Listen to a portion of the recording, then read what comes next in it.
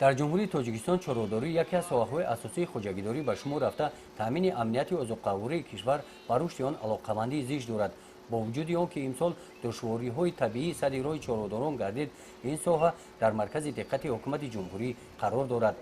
бо дастури президенти ҷумҳурии тоҷикистон бо мақсади рушди соҳаи чородорӣ, захираи дусолаи хӯроки чорво, истифодаи самараноки обу замин, истифодаи технологияи муосир, бо ин роҳ саҳми арзанда гузоштан дар таъмини амнияти озуқавории мамлакат дар ноҳияи восеъ тадбирҳои амалӣ андешида мешаванд. баргузории ҳамоиши илмию амалӣ дар мавзӯи истифодаи технологияҳои муосир омили асосии баланд бардоштани самаранокии истеҳсоли маҳсулоти кишоварзӣ бо иштироки олимони академияи илмҳои кишоварзии тоҷикистон ва донишгоҳи аграрии тоҷикистон, намояндагони вазорати кишоварзии ҷумҳурии тоҷикистон моҳи май дар доираи ҳамин тадбирҳо мебошанд. дар ин ҳамоиш қайд карда шуд, ки ҷумҳурии тоҷикистон яке аз ҷумҳуриҳои имконияташ барои рушди кишоварзӣ фаровон ба шумор меравад. шароити табииву иқлимии ҷумҳурӣ барои парвариши ҳама гуна зироатҳои кишоварзӣ ва меваҳои тропикиву субтропикӣ мусоид мебошад. имконият ва шароитҳои мазкурро ба инобат гирифта ҳукумати ҷумҳурии тоҷикистон имрӯзҳо баҳри рушди кишоварзӣ барномаҳои ҳадафманд ва қарорҳои афзалиятнокро қабул карда, бо ин васила рушди соҳаи кишоварзиро дастгирӣ менамояд.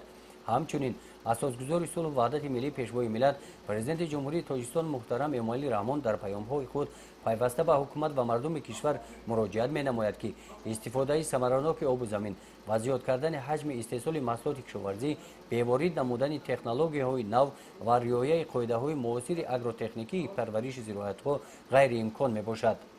асл муҳимияти ҳамин масъала дар он аст ки ва имрӯз вақти он расидаст ки азбаски ин бо суръати кайҳонӣ пеш рафта истодааст, мо лозим ки маърифати аҳолии хешро вобаста ба раванди соҳаи кишоварзӣ низ ташаккул дода онро ҳамқадами замон гардонем. анами ҷабҳаи асосии ҳамоишҳои илмӣ ки имрӯз аз тараф дар ҳамин нуқта асос ёфтааст. дар алоқамандӣ бо ин ҳукумати ҷумҳурии тоҷикистон ва мардуми кишвару зарур аст ки ҷиҳати амалӣ намудани таъкиду тадбирҳои сарвари давлат муҳтарам эмомалӣ раҳмон кӯшишҳои бештар карда афзун намудани ҳаҷми маҳсулоти кишоварзиро бо мақсади беҳтар сохтани таъмини амнияти озуқаворӣ ба роҳ монанд.